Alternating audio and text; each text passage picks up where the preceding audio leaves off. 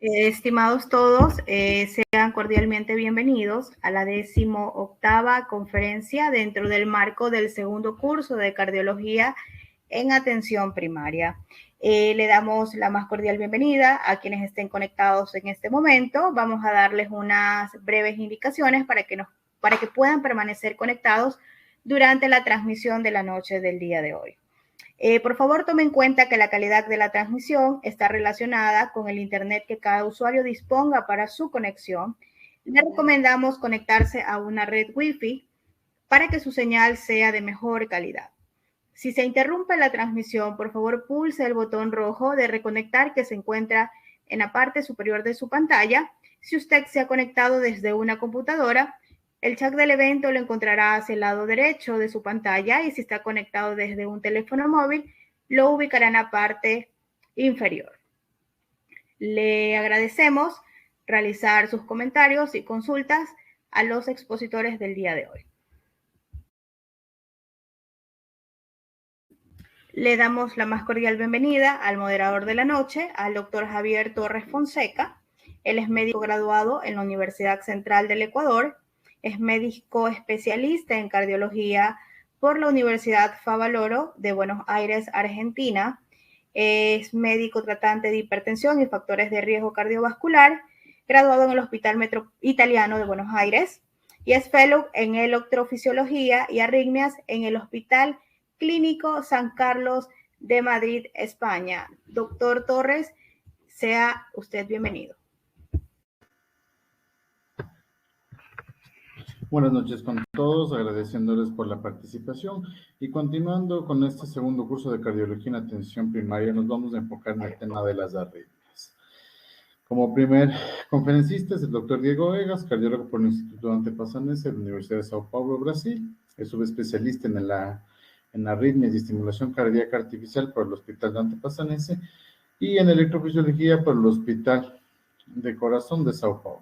Tiene una maestría en docencia universitaria por la Universidad Politécnica del Ejército y una maestría en electrofisiología por la Universidad Francisco de Vitoria de España.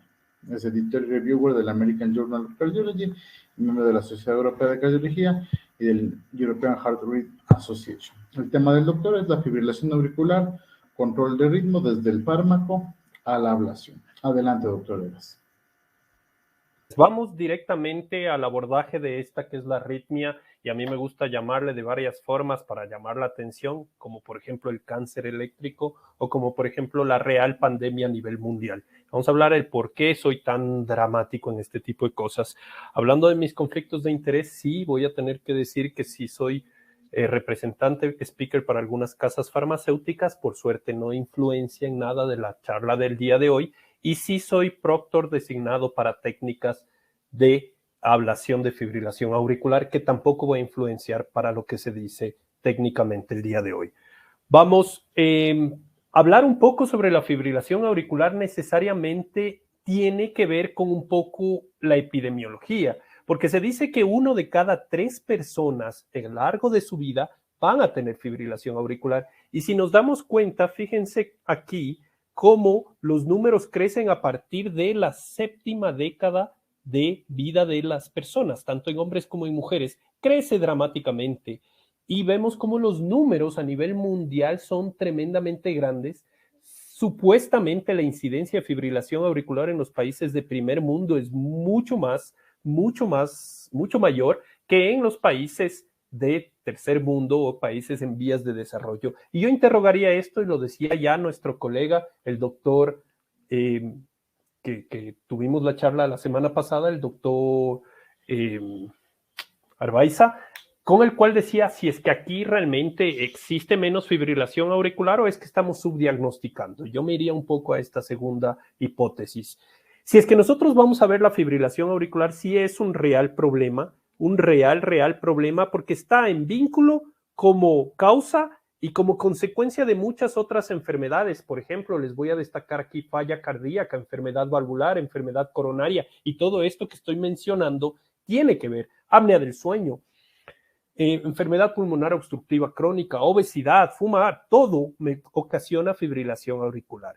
Quiere decir, esto tiene que estar en el centro de muchas enfermedades. Pero fíjense lo que les voy a decir ahora, cuando nosotros estamos frente a un análisis de la fibrilación auricular, queremos saber si es mortal o no. Entonces, a veces nosotros pensamos, no, tranquilo, es una arritmia que no mata a nadie. No mata a nadie, pero le tenemos miedo, fíjense aquí, a la arritmia por su tercera causa de complicación al seguimiento de 5 años, que es justamente esto en la tercera línea, que es básicamente la enfermedad cerebrovascular. Todos le tenemos miedo a eso, pero la incidencia de esa enfermedad cerebrovascular es baja cuando nosotros comparamos con, por ejemplo, la mortalidad total.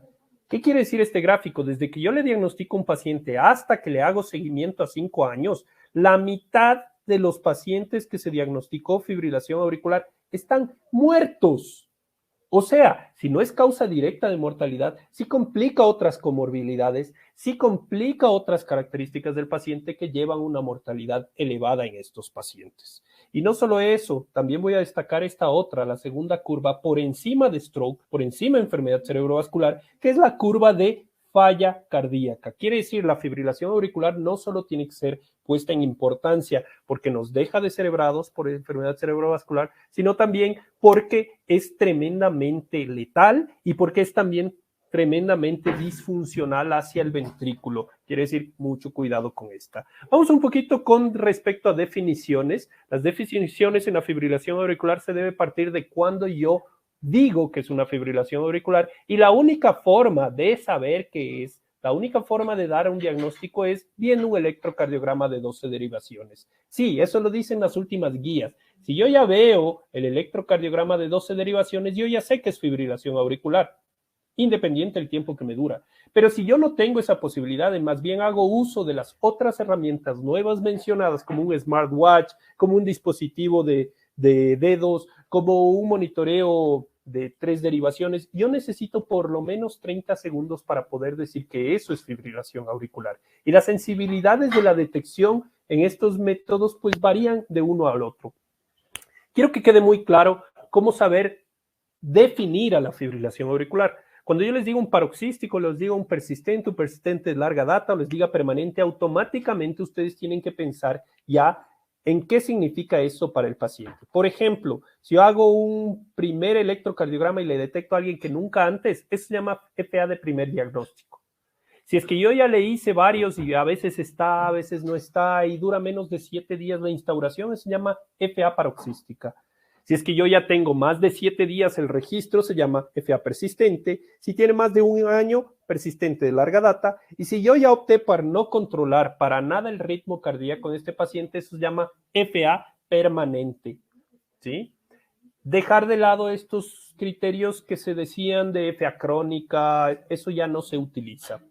Saber que en las primeras definiciones, FA de primer diagnóstico, FA paroxística, FA persistente y persistente larga data, la diferencia con el último es que en estos todavía yo tengo criterio para controlar el ritmo, todavía le doy una oportunidad. Vamos más allá y hablar de la fisiopatología. Yo les voy a decir que esta es la arritmia más compleja del mundo, sí es la más frecuente, pero también la más compleja, porque hasta ahora no acabamos de entender. Ya muchos años atrás nos hablaban de la teoría de las venas pulmonares. De hecho, es el foco principal para las intervenciones que hacemos hoy por hoy. Pero nos quedó algo en descubierto y ahora hablamos mucho más de otros conceptos, como por ejemplo les traigo hoy por hoy el tema de la auriculopatía y mucho más la influencia del parasimpático, las disautonomías con vagotonía para hacer fibrilación auricular. Y vamos demostrándolo en el 98, Eisager ya descubrió que las venas pulmonares, y este gráfico es difícil de entender, pero las venas pulmonares eran responsables de muchos de los eventos de gatillos de la fibrilación auricular. Vamos a entenderlo bien. Cuando yo veo esto, no entiendo nada. Vamos a explicarlo en palabras criollas. Es como que yo estoy entrando al cobro del bono solidario en el banco. Perfecto, estoy todo ordenadito, uno tras otro en la fila, y de pronto viene algún metido y le empuja al panita de aquí. Entonces, cuando le empuja al panita de aquí, se caen todos los panitas de alrededor y se desordenó todo. Ese que empujó es el latido extra de la vena pulmonar. Perfecto. Esa es la teoría de Eisager cuando decía que algo que no debería estar allí, algo que se introdujo, me desordenó todo el resto. fácil de entender así. Y basado en eso, yo le puedo poner un poquito de orden, simplemente pongo una baranda y nadie se mete, nadie empuja y por ende todo está correcto. Eso es lo que hacemos con la ablación del aislamiento de las venas pulmonares y vamos a llegar a eso. Pero fíjense estos gráficos de aquí, es una reproducción en 3 dimensiones de la anatomía de la aurícula izquierda. Sí, efectivamente, esto que ustedes ven en colores es la aurícula izquierda de algunos pacientes. Cuanto más morado, más sana es. Cuanto más rojo y con cicatrices, como ven ustedes, más enferma es. Cuando no tiene, por ejemplo aquí, color bien definido, cuando es más gris, es una aurícula que tiene total cicatriz alrededor. Y fíjense lo que dice la auriculopatía. Conforme yo veo en exámenes de imagen, que puede ser este que ven ustedes con el estudio de CAP, que nos demostró que la resonancia es suficiente para ver áreas de fibrosis, teñidas aquí, por ejemplo, en azul, un atrio normal y en verde un atrio de cicatriz, fibrótico. Cuanto más verde hay, más cicatriz, por tanto más enfermo es el atrio. Y eso se puede ver también en tejido. Por ejemplo, se hace un corte anatómico post-mortem y fíjense cómo está de organizadito el músculo de la aurícula. Fíjense cómo empieza a aparecer fibrosis en un estadio intermedio y fíjense ya en un paciente que tiene una evolución larga de la fibrilación auricular, cómo está todo fibrótico, todo desordenado. Sí, este es el paciente FA de primer diagnóstico, paroxística, este ya es un persistente y este es un persistente larga data o un permanente. ¿Sí? Quiere decir va evolucionando. Pero fíjense este concepto aquí. Es un paciente que hicimos un tilt test en el Hospital Metropolitano. En medio de toda la conversa y demás, el paciente sincopó en este punto, y luego de sincopar bradicardiza demasiado y fíjense en el ritmo que acaba de iniciar. Quiere decir la influencia excesiva del vago que le llevó al síncope vasovagal, de pronto creó esta arritmia irregular totalmente, con ausencia de onda P, que es básicamente la definición de la fibrilación auricular, y en el cual no hay actividad eléctrica atrial organizada. Esto es una fibrilación auricular demostradamente vagal. Eso se ve. Eso es demostrado y por eso se demostró que si es que yo intervengo y no solo hago aislamiento de las pulmonares, sino le doy algo más al paciente, como por ejemplo denervación vagal, las tasas de éxito demostradas en metaanálisis ya son demostradamente beneficiosas a favor de hacer algo más que solo aislar las venas pulmonares. O sea, en vez de solo poner la barandita, hago algo más. Vamos a regresar a eso y vamos a ver lo que se está haciendo hoy por hoy en el Ecuador con respecto a investigación y producción científica. Pero vamos a esto. Estamos en un curso de atención primaria y necesitamos dar una buena receta de cómo proceder organizadamente.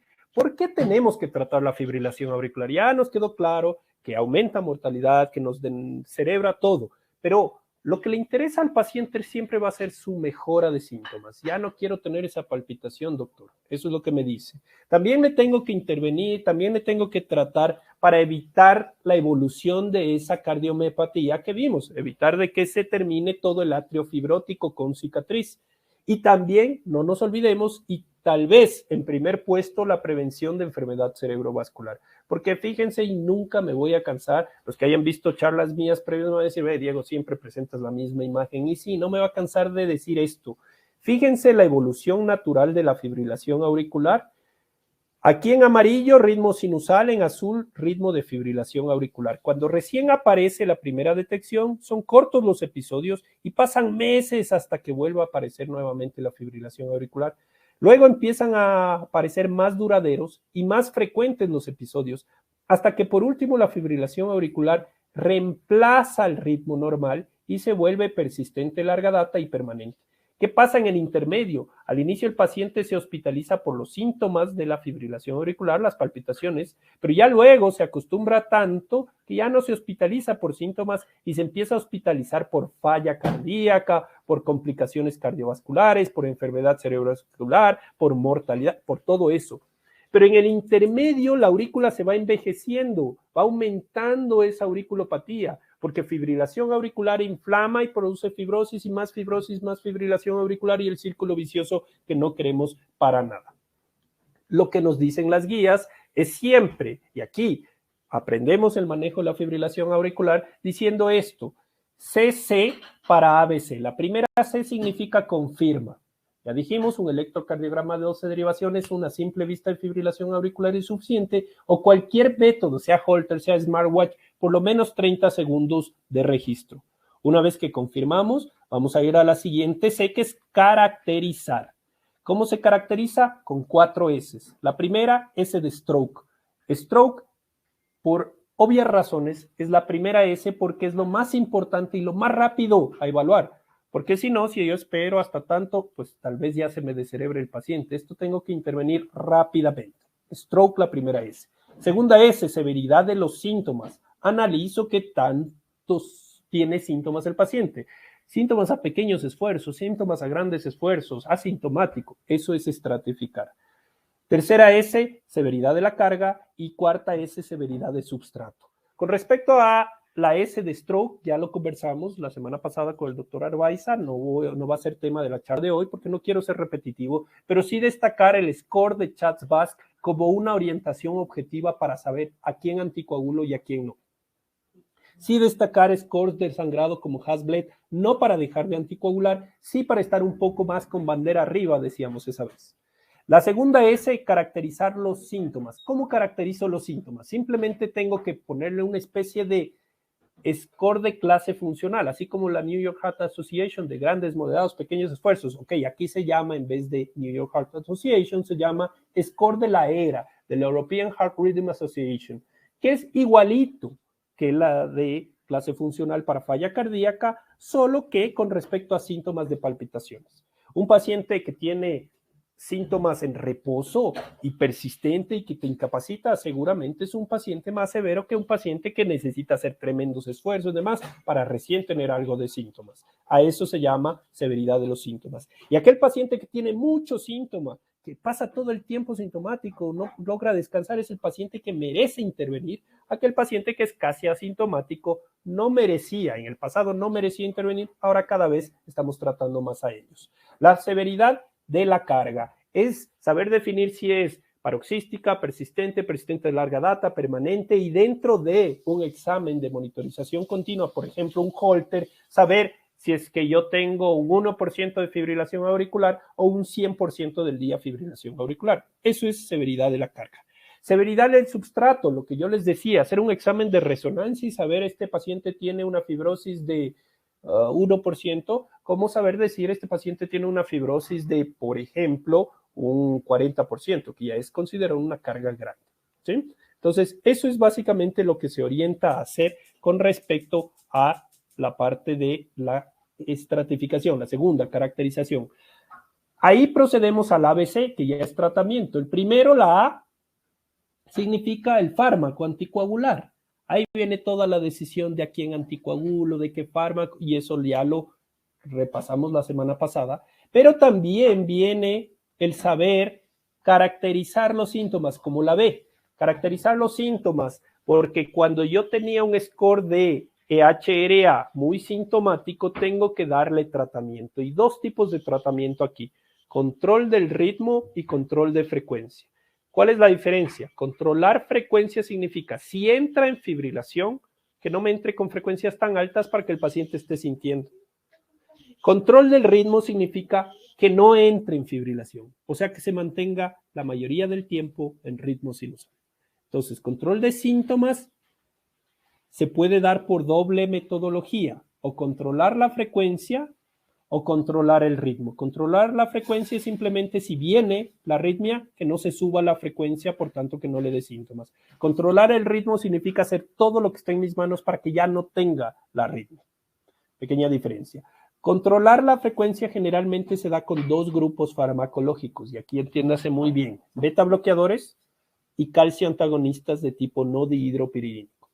Controlar el ritmo se da un poco más con fármacos que evitan el ritmo de fibrilación auricular, como por ejemplo es el grupo 1, flecainida, propafenona, lo que tenemos en Ecuador, propafenona, y grupo 3, amiodarona, sotalol, lo que tenemos en el Ecuador, amiodarona, por ejemplo. Entonces, tener muy en claro esa diferenciación farmacológica. Y la C es controlar comorbilidades: apnea del sueño, sobrepeso, sedentarismo, alcohol excesivo, hipertensión, todo eso. Entonces, resumiendo, CC para ABC: 1, confirmo; 2, caracterizo con 4 S, empiezo siempre por la S de stroke. y luego voy al ABC. Siempre inicio por A de anticoagulación y luego síntomas con control de frecuencia o control de ritmo y la parte de control de comorbilidades.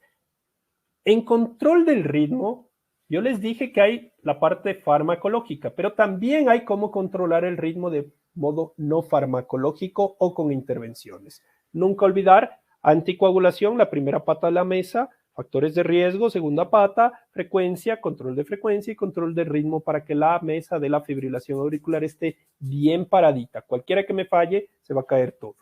Vamos un poco porque el tema era del fármaco a la ablación, por ende, así no me guste mucho el tema, como todos conocerán, necesito hablar de ablación. ¿Qué es la ablación? La ablación es entrar al corazón e intentar, si bien es cierto, no curar, pero controlar la arritmia.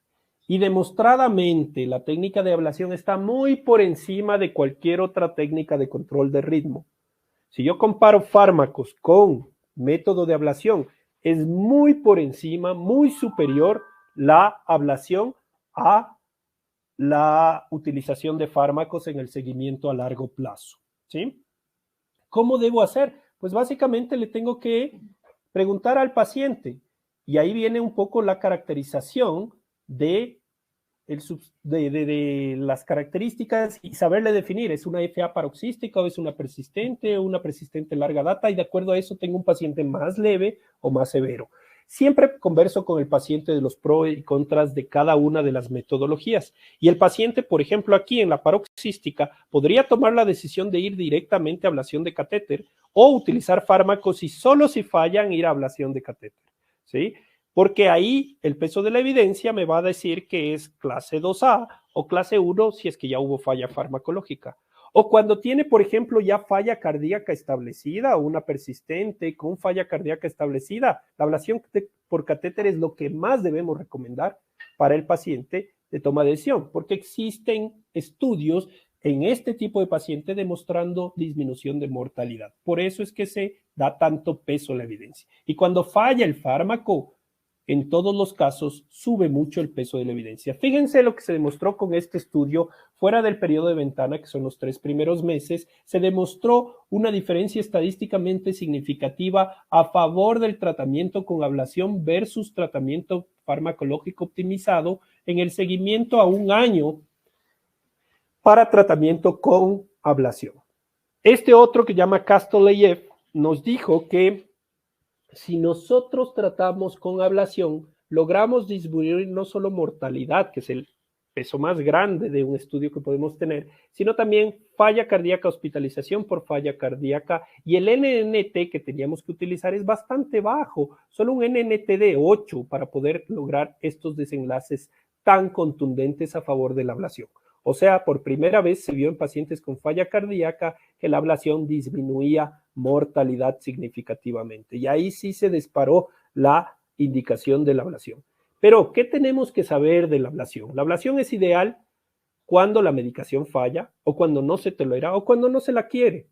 También el paciente tiene que saber o ser orientado que la ablación nada tiene que ver con la anticoagulación.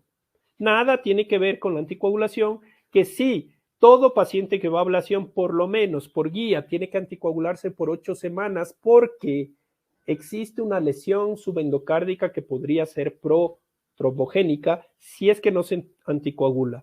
Saber que la anticoagulación depende del score de Schatz y no del éxito de la ablación. Y aquí les voy a poner un ejemplo. Tuvimos un paciente que vino con FA persistente larga data, una carga de fibrosis muy alta vista por resonancia, porque el paciente tenía un riesgo, una severidad de síntomas muy alta. El paciente ya no toleraba estar de pie o estar sentado porque tenía muchos síntomas. Decidimos ir a ablación a pesar del score de fibrosis muy alto y el paciente pasó de un 100% de carga en un Holter a un menos de 1%, pero tenía segundos de fibrilación auricular. Alguien va a decir, no, pero ese no es un éxito de la ablación. Yo diría, no, es totalmente exitoso. El paciente pasó de tener un score EHRA muy sintomático a ser asintomático totalmente. Entonces, la ablación fue un éxito, pero esos pocos segundos de fibrilación auricular son suficientes para que un paciente con Schatz-Pascalto haga stroke porque hace coágulo. Entonces, No depende mantener o no la anticoagulación, del éxito de la ablación depende del riesgo de la auriculopatía, del CHA2-VASc del paciente. Perfecto. Tenemos que saber también que la tasa de éxito a nivel mundial de la ablación de fibrilación auricular paroxística llega a 70-75%, 60% en la persistente de larga data, pero esto se puede mejorar, ¿sí? 50% de los pacientes no sabían que tenían fibrilación auricular, muchos son asintomáticos. Saber que la ablación MFA persistente larga data tiene buenos desenlaces, pero todavía no son comparables con los de paroxística. Saber que las complicaciones son raras y saber que la mortalidad es todavía más rara. Eso es importante para comunicarle al paciente. Y ahora el paciente nos va a decir, ok, me va a ablacionar, pero ¿con qué me va a ablacionar? ¿Radiofrecuencia, crío o mixta? Y aquí les voy a decir que cada uno va a tener que ver con términos de eficacia, seguridad, costos y ver qué me trae de plus cada una.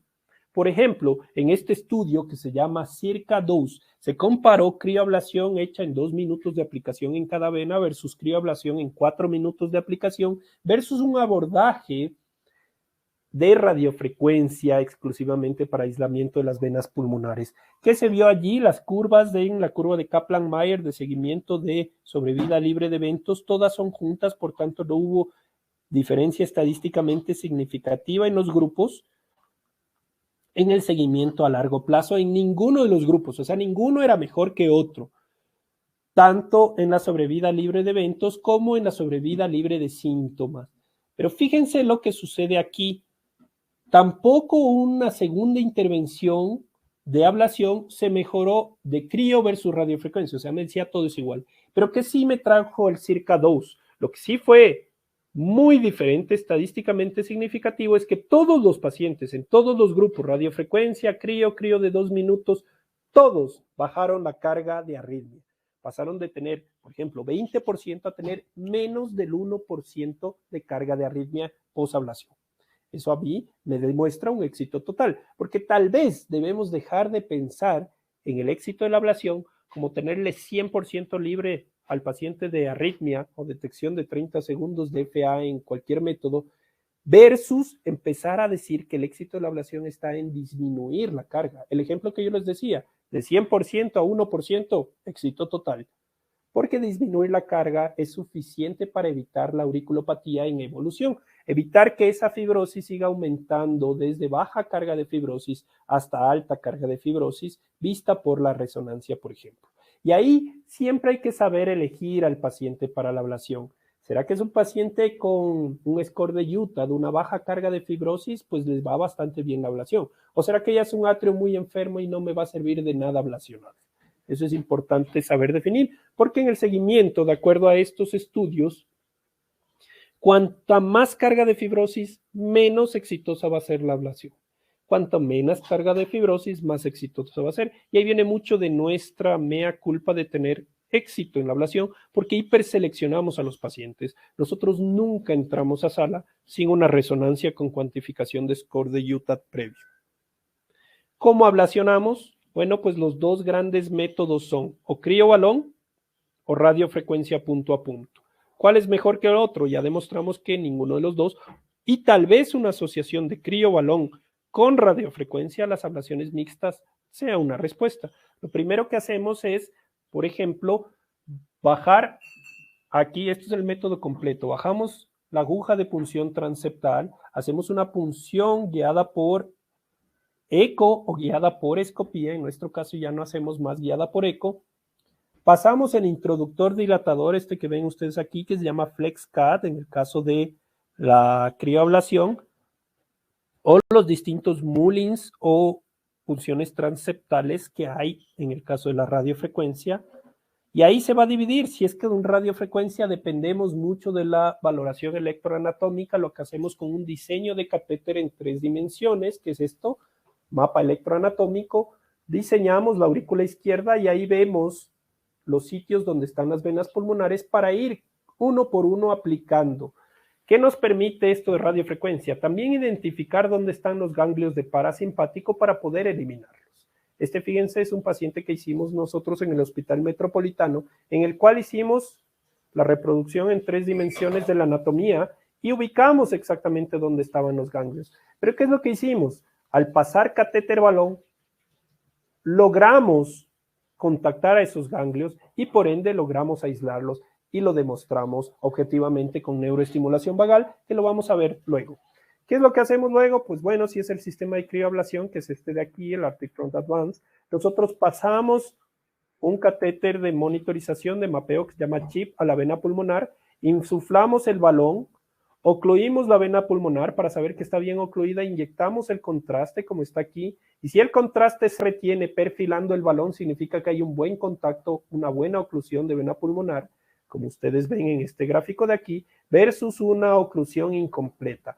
Una vez que está bien ocluido, aplastamos un botoncito y congelamos alrededor con esta consola que va a ver cómo enfría en tiempo real y cómo se aísla en tiempo real las venas pulmonares, lo que ustedes están viendo aquí. Fíjense cómo aquí están las venas pulmonares con potencial en el azul y luego conforme pasa el tiempo y se va congelando el artefacto que ven ahí en el medio, desaparecen literalmente las conexiones de la vena pulmonar y ya no se ve más en tiempo real. Este es un paciente que hicimos una crioablación, el que les decía justamente la carga de fibrilación de 100% y post-crioablación ya no tenía fibrilación auricular, pero también más allá de eso no tenía respuesta a la neuroestimulación vagal. Acá hacía sistolia, acá ya no hacía ninguna respuesta post-estimulación. ¿Qué es eso de la neuroestimulación? Subimos un catéter y al subir el catéter a la región de emergencia del nervio vago, estimulamos la emergencia del nervio vago viendo una respuesta objetiva en la cual si el paciente está efectivamente muy inervado por el vago, va a tener una respuesta parecida a esta. Fíjense, el artefacto que ven en la línea es la neuroestimulación vagal, eso. Y fíjense cómo hace asistolia. Al estimular arriba, yo tengo una respuesta excesiva del vago haciendo asistolia en el paciente y generando este ritmo que ven ahora, que es la fibrilación auricular. Ese era el paciente al inicio. Hacemos todo el proceso de ablación, de nervación y volvemos a estimular nuevamente la neuroestimulación vagal. Y fíjense la diferencia en este mismo paciente. Primero la frecuencia está un poquito más alta que la basal y fíjense ahora el artefacto ya no me está dando ninguna respuesta de asistolia. Quiere decir el paciente está absolutamente denervado y es justo lo que queríamos en este paciente. Somos un poco más objetivos. Cuando hacemos la oclusión de las venas pulmonares con el criobalón, podemos hacer lo mismo que haríamos con el punto a punto, que es pegarnos a los ganglios del parasimpático y eso es justamente lo que está demostrado en algunas publicaciones y efectivamente en lo que estamos haciendo nosotros de trabajo de investigación para decir que sí se puede denervar al paciente con simplemente criobalón. Esto es lo que hacemos nosotros, primero una reproducción 3 dimensiones de la anatomía por resonancia, cuantificación de fibrosis por resonancia, y ahí sí vamos a hacer el procedimiento de todo lo que acabamos de decir. Este es un paciente que me encanta presentarlo. Fíjense, la aurícula al inicio, toda enferma, conectada a las venas pulmonares. Cuando el colorcito entra a las venas pulmonares, significa que está conectada, como aquí. Y fíjense luego de hacer la ablación, cómo quedó desconectada. Ya no hay color alguno dentro de las venas pulmonares. Y no solo eso, esto fue hecho con el criobalón. Pero fíjense lo que pasó con el paciente. La respuesta inicial a la neuroestimulación vagal con asistolia total y la respuesta final en el mismo paciente, frecuencia más alta y no hubo más asistolia en el seguimiento. Fíjense aquí en el Holter la diferencia de esta morfología con esta es vagotónica total, esto es hipertonía adrenérgica, una variabilidad de frecuencia cardíaca vagotónica con frecuencia de 38 pre-ablación y 96 con SDNN, variabilidad de frecuencia cardíaca con tendencia a la hipertonía adrenérgica. Esto es un poco de publicaciones que hemos hecho. Los primeros en publicar con respecto a esto fue justamente el grupo del doctor Pedro Brugada y Carlo de Asmundis en Bélgica. Grandes maestros que demostraron que vena a vena se puede ir demostrando objetivamente la denervación.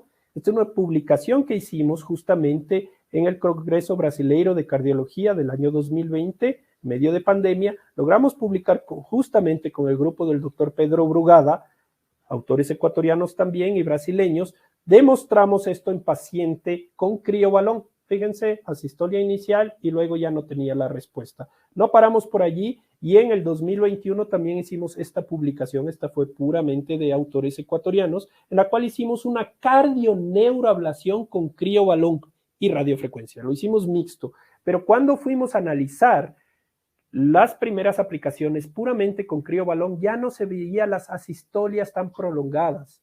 Y luego sí, cuando quisimos hacer un refuerzo para la denervación del nódulo AB, ahí sí tuvimos que utilizar la radiofrecuencia. Estamos, y no quiero indagar mucho en detalles, pero estamos presentando ya los primeros 50 casos de denervación vagal con criobalón. Y los desenlaces que estamos teniendo aquí en el Hospital Metropolitano, no voy a indagar, como les decía, pero sí estamos teniendo ya un seguimiento de 3 años desde los primeros pacientes que hicimos. Sí estamos siendo objetivo en la neuroestimulación vagal. Y sí estamos haciendo seguimiento a largo plazo también para ver reinervación con test de atropina. Fíjense este paciente cómo tiene una respuesta absolutamente atenuada 1 año después de haber hecho crioablación de fibrilación auricular. Los desenlaces son impresionantes. Hemos utilizado, sí, y ahí mea culpa, utilizado información de pacientes hiperseleccionados, score de UTAD 1 y 2 principalmente, pero la denervación es persistente en el tiempo con criobalón. Con respecto a los resultados, pues sí, yo les decía que 75%, nuestra tasa de éxito a nivel global es 95%. Claro, crioablación tiene un buen porcentaje de esos pacientes, pero yo no voy a decir que hacemos las cosas mejor que nadie. Simplemente no le echamos todo el peso del éxito a la ablación. A la vez que ablacionamos, el paciente se controla en peso. A la vez el paciente se trata apnea obstructiva del sueño, se direcciona a un deportólogo, se direcciona a un nutriólogo, se controla hipertensión y ahí está la tasa de éxito en mejora. Como conclusión voy a decir, la fibrilación auricular sí es un cáncer eléctrico porque si se lo trata a tiempo, se lo consigue in situ y se lo logra curar. Si lo trato cuando ya está en metástasis, cuando ya está en FA persistente larga data, tal vez tengo menor éxito. Por eso lo decimos cáncer eléctrico. Por la prevalencia es cáncer, por la letalidad es cáncer y por el abordaje, la necesidad de abordaje oportuno. Patrones, FA de primer diagnóstico, paroxística, persistente larga data y permanente. El diagnóstico siempre con electrocardiograma de 12 derivaciones o ahora la posibilidad en 30 segundos de hallazgo de otra metodología. El tratamiento inicial siempre empieza algorítmicamente CC para ABC.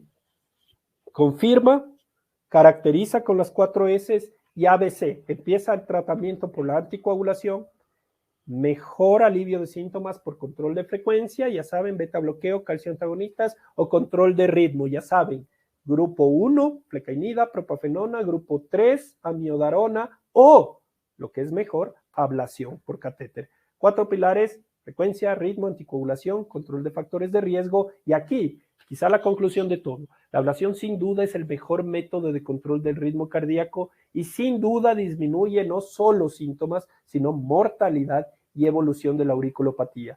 Voy a agradecer a todo el equipo de trabajo que tenemos, con el cual me siento muy orgulloso de trabajar día a día para poder hacer nuevas técnicas innovadoras, no solo en el Ecuador, sino a nivel mundial. Hemos partido de no hacer grande tecnología, hacer avances tremendos en la electrofisiología y es un orgullo que esto se haga ya en el Ecuador y es un orgullo que el Ecuador exporte estas técnicas también.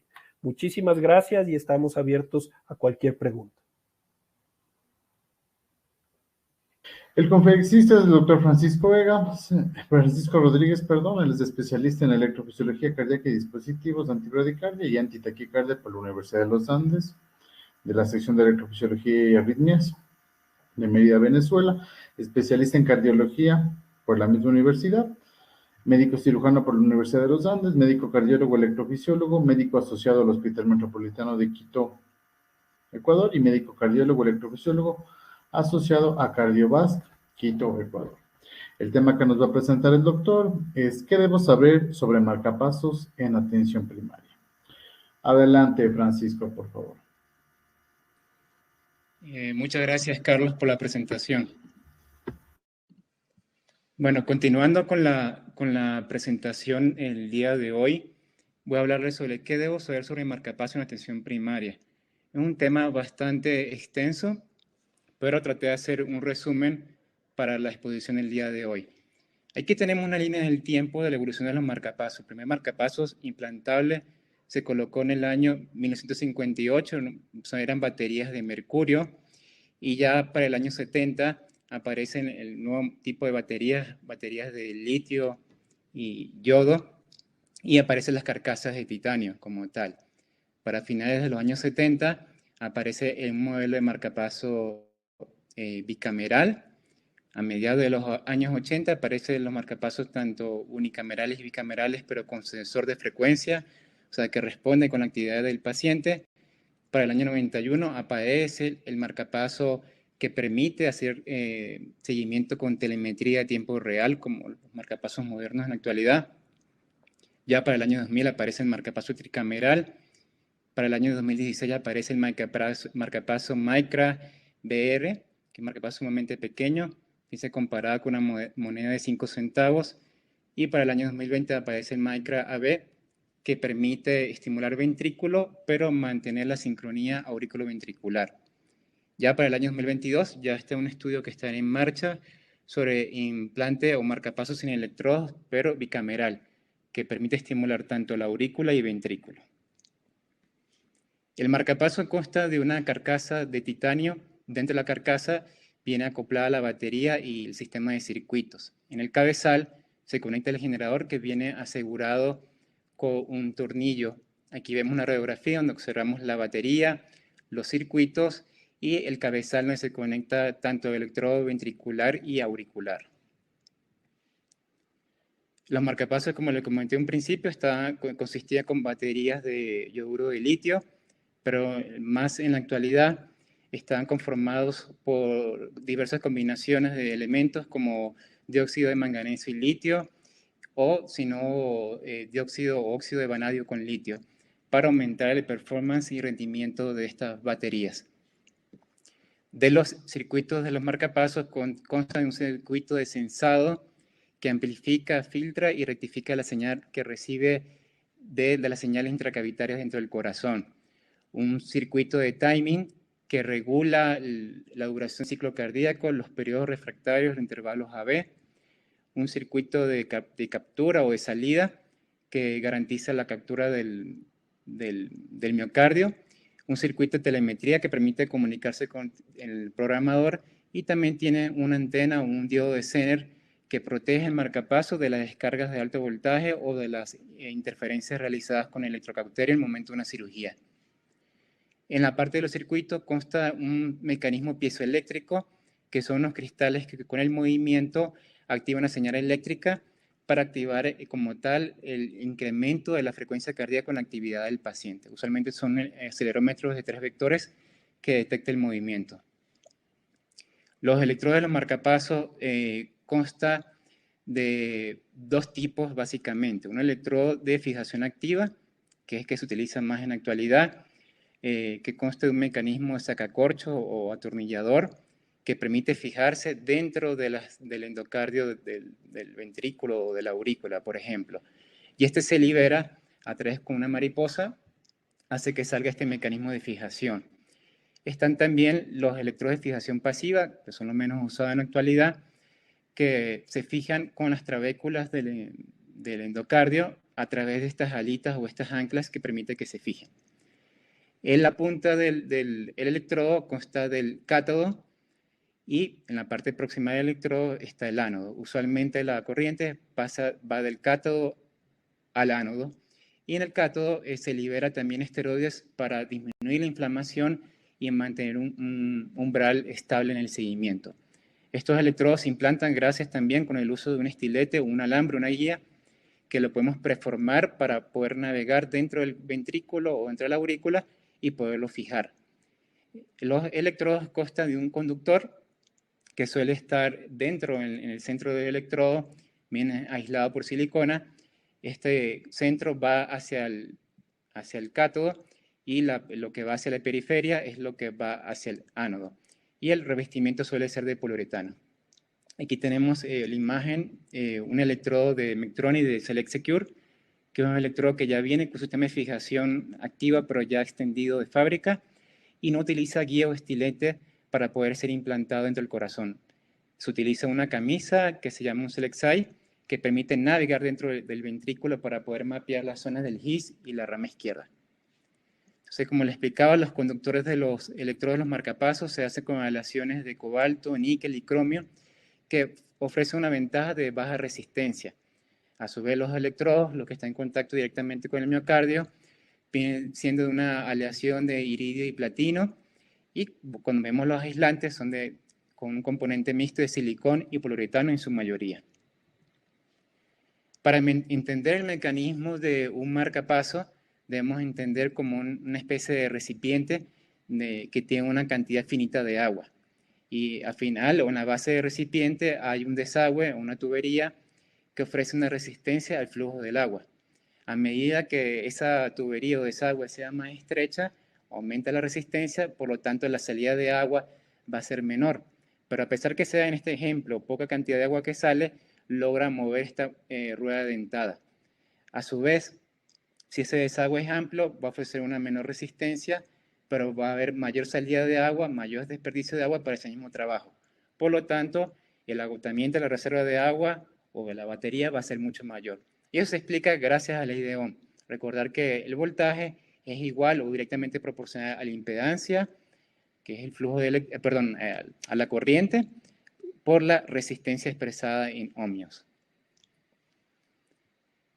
Otra cosa muy importante sobre los marcapasos es entender lo que es la captura o el umbral. El umbral es la energía mínima que requiere el marcapaso para producir la despolarización del miocardio. En este punto vemos que está capturando, vemos un artefacto de estimulación seguido en complejo QRS con una amplitud de 0,75 voltios se produce captura. Pero cuando bajamos la salida o la amplitud o el voltaje a 0,50 ya vemos que no hay captura. Entonces, por lo tanto, en este caso, el umbral de este electrodo está en 0,75 voltios. También hay que entender que aparte del voltaje o la amplitud que se programa el marcapaso, también depende la duración del pulso. La duración del pulso puede llegar hasta 2 milisegundos, pero a medida que esa duración de pulso, el ancho de esta espiga, se haga cada vez mayor, el consumo de energía va a ser mayor. Pero si probamos esa duración de pulso más o menos entre 0,3 a 0,5 milisegundos, se produce el menor consumo de energía, tratando de programar con una amplitud adecuada, como veremos más adelante, para ahorrar, optimizar el consumo de esa batería. Los marcapasos también tienen la capacidad de detectar señales intracavitarias o de sentir. Entonces, otro parámetro importante es la sensibilidad. Entonces, aquí tenemos el parámetro de sensibilidad visto de un marcapaso externo. Está programado, en este caso, en 3 milivoltios. Pero vemos aquí diferentes sensibilidades. Por lo menos si programamos el marcapaso a unos 25 milivoltios, él va a detectar todas estas señales que vemos acá, ruido, interferencia, ondas P, y puede ser cuando las vea, el marcapaso se inhiba. Si probamos la sensibilidad en 3 milivoltios, o sea, lo aumentamos el valor, todo lo que esté por encima de 3 milivoltios, él lo va a ver o lo va a observar. Por lo tanto, si él ve este espiga o este complejo QRS, él se va a inhibir y va a estimular posteriormente. Ahora, si aumentamos el valor de la sensibilidad por encima de 20, él no va a ver absolutamente nada. Toda esta zona azul es lo que no va a ver. Y va a comenzar a estimular de forma sincrónica, en modo BOO. Entonces, lo importante es saber que a medida que aumentamos el valor de la sensibilidad, el marcapaso se hace menos sensible y se comporta de forma sincrónica. De lo contrario, si bajamos el valor de sensibilidad, lo ponemos al mínimo, se va a hacer muy sensible y se va a inhibir cualquier señal intracavitaria que detecte. También hay que programar los marcapasos o entender el comportamiento del umbral de los marcapasos posterior al implante. Los electrodos tienden a madurar y pueden aumentar el umbral de estimulación en las primeras 4 a 8 semanas posterior al implante. Ya después de las 8 semanas, ese umbral se hace estable y uno debe programar un margen de seguridad que puede oscilar entre 1.5 a 2 veces el valor del umbral de estimulación. Hay que entender los tipos de configuración de los marcapasos. Pueden tanto sensar o estimular en modo unipolar, o pueden también sensar o estimular en modo bipolar. El unipolar, el sensado va a estar entre la punta del electrodo del cátodo a la carcasa del generador. O sea que la antena de tensión va a ser alta, va a detectar desde la punta hasta lo que está cerca del generador. Por lo tanto, va a ser más susceptible a detectar interferencia electromagnética, sensado de potenciales del músculo pectoral, por ejemplo, y puede dar sobresensado e inhibirse el marcapaso. Por otra parte, cuando estimula de forma unipolar, el impulso va desde la punta del electrodo a la carcasa y puede producir también captura a nivel del pectoral y producir molestias para el paciente. A su vez, en el electrocardiograma, como veremos más adelante, se caracteriza por tener un artefacto de estimulación grande como tal. En el bipolar, el sensado de la estimulación solamente va a ocurrir a nivel del cátodo al ánodo del electrodo. O sea, la antena hace bastante pequeña, solamente a detectar lo que esté cerca de esta zona en el miocardio. Y va a ser menos susceptible a interferencia electromagnética. Entonces aquí tenemos un ejemplo de 2 tiras de electrocardiogramas de marcapasos. Aquí vemos una espiga de estimulación, seguido un complejo QRS, y aquí vemos un complejo estimulado, pero prácticamente o no se ve un complejo, una espiga de estimulación que lo precede. Y esto porque aquí está estimulando en modo unipolar, aquí está estimulando en modo bipolar. A medida que tú aumentes la amplitud del voltaje del marcapaso y la duración de pulso, este artefacto de estimulación va a ser mucho más amplio y mucho más grande. Ustedes se han preguntado o han visto que los marcapasos se identifican con unas siglas DDD, BBI, y esto se debe al código de nomenclatura con que se identifican el modo de estimulación de los marcapasos. La primera letra va a corresponder a la cámara estimulada, perdón. Si es A, va a estimular solamente en atrio, si es B, solamente ventrículo, si es D, va a estimular tanto atrio y ventrículo. La segunda letra corresponde a la cámara donde sensa el marcapaso. Si es A, aurícula, B, ventrículo, o D, va a sensar tanto atrio o ventrículo. La tercera letra va a corresponder la respuesta que tiene el marcapaso al sensado. Si vemos una T, solamente va cuando detecte algo va a estimular. Si vemos la I, cuando detecte algo se va a inhibir. Una respuesta D o dual puede ser que tanto pueda cumplir la función de inhibirse o desencadenar una respuesta cuando detecta una señal intracavitaria. Y la última letra corresponde al sensor de frecuencia. Cuando vemos la letra R, sabemos que tiene activado el sensor de frecuencia que permite incrementar la frecuencia cardíaca del paciente con la actividad. Entonces, aquí un ejemplo de los diversos modos de estimulación más usados en la actualidad. Vemos que el modo DDD permite estimular tanto aurícula y ventrículo y se emplea, es un marcapaso bicameral que va a tener un electrodo en ventrículo y otro en aurícula, y se emplea en aquellos pacientes que tengan enfermedad del nódulo AB, como bloqueo AB completo, por ejemplo. En los casos de modo de estimulación DDDR va a estimular y tanto aurícula y ventrículo, y va a permitir incrementar la frecuencia cardíaca con la actividad del paciente. Y esto se suele indicar o programar este modo de estimulación a aquellos pacientes que tengan tanto afectado el nodo AB como el nodo sinusal. Tenemos también el modo BDD, que solamente va a costar un solo electrodo que va a estar conectado al ventrículo, pero puede tener unos electrodos flotantes en el atrio que permite detectar actividad auricular.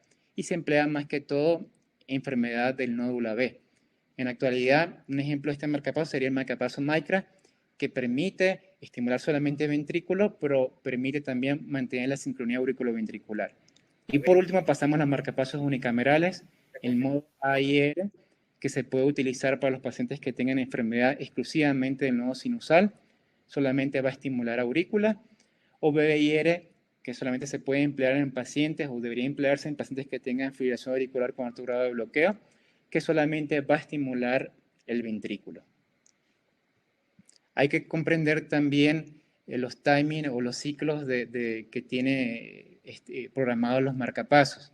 Los marcapasos constan de un intervalo AB que va del inicio de la onda P al inicio del complejo QRS, el PVAP que corresponde al blanqui ventricular postatrial. Este implica que el electrodo ventricular o la cámara ventricular se va a hacer ciega a cualquier señal que detecte de la aurícula. Eso para evitar otra complicación en los marcapasos que se llama el cross-talking, que el electrodo ventricular detecta actividad auricular y se inhibe y el paciente hace puro bloqueo B. El paciente tiene síntomas secundarios de eso. También tenemos el PIVAR, que es el periodo refractario auricular por ventricular, que se va a hacer ciego la aurícula a cualquier impulso que venga desde el ventrículo, para evitar que se desencadene la taquicardia mediada por marcapaso, que veremos más adelante. Y el TARP, que es la sumatoria del intervalo AB más el PIVAR. Es súper importante entender esto porque la frecuencia límite de seguimiento con la actividad del paciente de los marcapasos bicamerales va a estar dado por el TARP. Si dividimos 60.000 entre el TARP, nos va a dar la frecuencia máxima de seguimiento.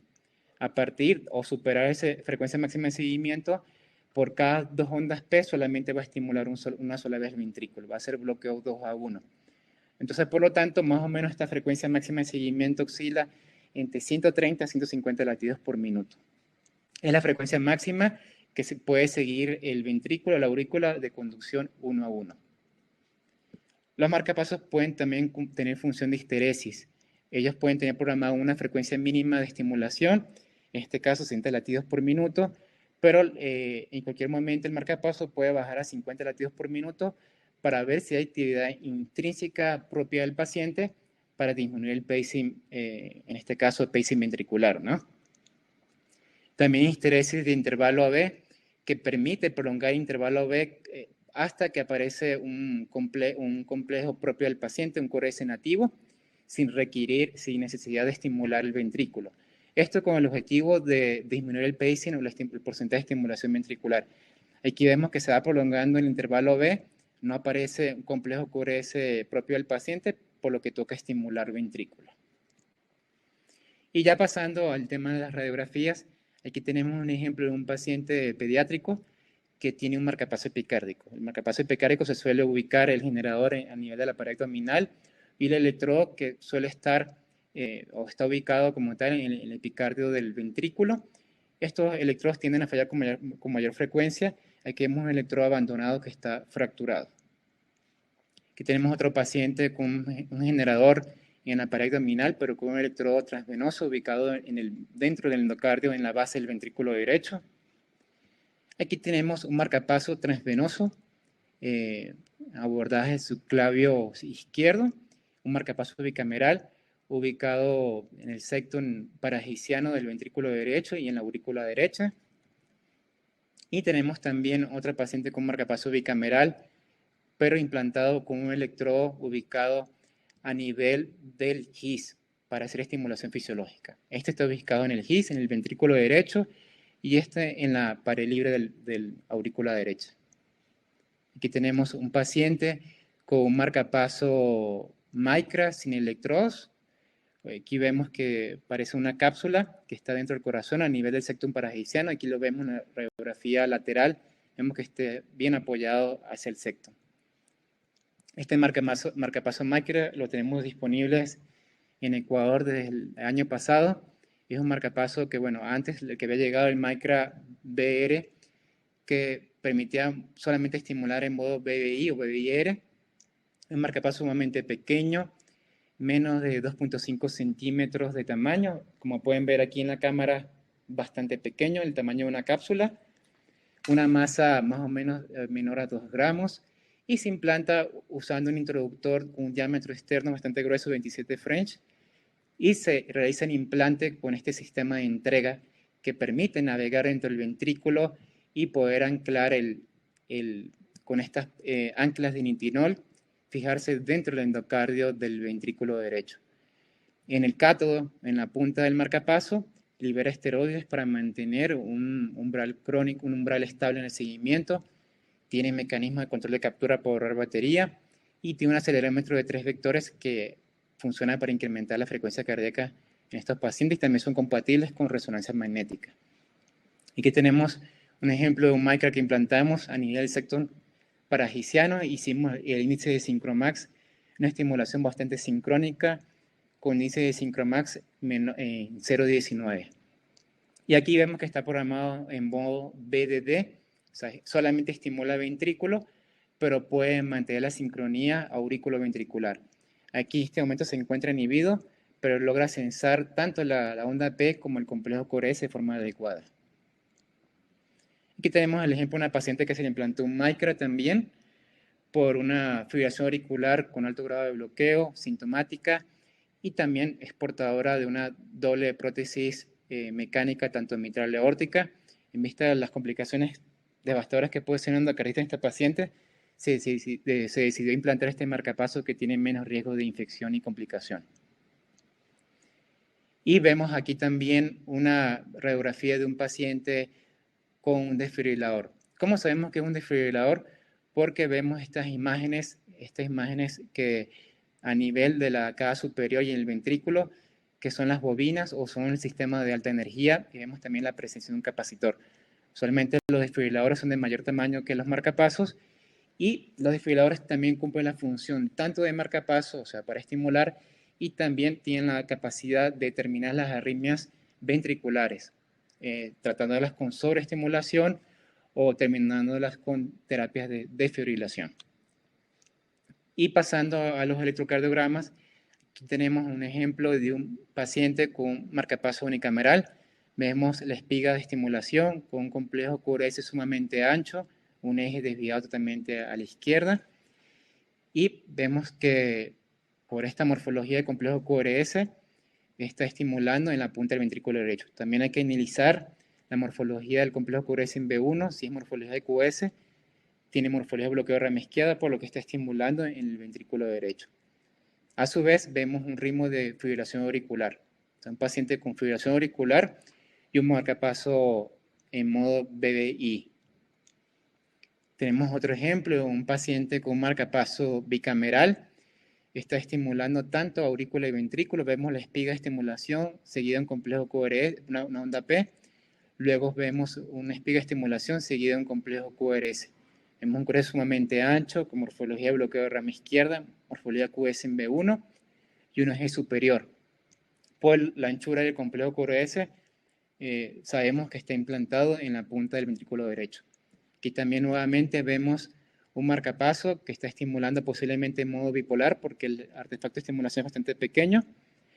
Y vemos que está siguiendo la actividad auricular. Vemos que viene la onda P seguida del complejo estimulado, o sea, está en modo seguimiento de la actividad auricular. Aquí también tenemos un ejemplo de un marcapaso, pero que está estimulando en modo AI, está estimulando solamente aurícula. Vemos el complejo de estimulación seguido de una onda P, pero en este caso esta onda P es negativa en cara inferior y positiva en ABL y en ABR, lo que nos hace pensar que ese electrodo está estimulando cerca del anillo tricuspidio. Tenemos aquí también un ejemplo de un electrocardiograma de un paciente con estimulación gisiana. Vemos un artefacto de estimulación seguido de un complejo QRS sumamente estrecho y que le hicimos un implante de estimulación gisiana. El QRS mide más o menos 0,10, preserva el eje prácticamente, y si analizan bien aquí en B1 vemos una onda P, sigue el complejo QRS, vemos otra onda P, pero no sigue el complejo QRS, vemos otra onda P, y sigue el complejo QRS. Y esto se debe a que se colocó programado este marcapaso en modo DDI, en vista que esta paciente cursada con una arritmia auricular. Si lo dejamos programado en modo DDD, iba a seguir toda la actividad auricular y la paciente iba a estar en taquicardia todo el tiempo. Y aquí, aunque ustedes no lo crean, este es un electrocardiograma de un paciente que le hicimos estimulación fisiológica con estimulación de rama izquierda. En este momento está estimulando 100% la rama izquierda. ¿Cómo identificamos estos? Vemos una morfología de complejo QR en B1, que es característico de estimulación de rama izquierda, y un QRS sumamente estrecho, más o menos de 0,10 segundos, y vemos que tiene como una especie de pseudodelta, un retraso inicial, lo que habla de una captura no selectiva de la rama izquierda. Sin embargo, tenemos una morfología de QS en D3 y ABF, por un paciente con una cardiopatia isquémica, con un antecedente de infarto con elevación del ST en cara inferior. Sí suele ser difícil diagnosticar o ver este electrocardiograma, porque si no sabemos el antecedente podemos pensar que no está estimulando, ¿no? Aquí tenemos el ejemplo de un paciente con antecedentes de insuficiencia cardíaca, un QRS sumamente ancho, con bloqueo de rama izquierda de 180 milisegundos, en el cual decidimos hacer terapia de resincronización. Paciente con falla cardíaca, terapia médica óptima que no respondía, y le implantamos este electrodo para estimular la rama izquierda. La rama izquierda suele estar ubicada en una posición un poco más distal, más o menos 1 centímetro distal hacia el registro del GIS. Logramos perforar el septo interventricular, colocarlo detrás del subendocardio del ventrículo izquierdo para capturar la rama izquierda. Y este electrodo lo implantamos a través del seno coronario a una vena lateral. Hicimos estimulación biventricular, o sea, logramos resincronizar y el complejo QRS se acortó de forma significativa. De 180 milisegundos pasó a 100 milisegundos. Y el paciente logró mejorar su clase funcional, logró mejorar su fracción de eyección del ventrículo izquierdo. Los marcapasos también podemos identificarlos de acuerdo a una radiografía. Podemos ver la morfología de la carcasa, ver el tamaño del generador, para identificar si se trata también, si es un dispositivo de alto voltaje, como un desfibrilador o un marcapaso, y podemos orientar también con la morfología de la carcasa y el cabezal, más o menos aproximarnos cuál es la marca del generador. Podemos también identificar el estado de la batería, o quizás también la marca del marcapaso, es colocando un imán en el nivel del generador, en el nivel del bolsillo del paciente.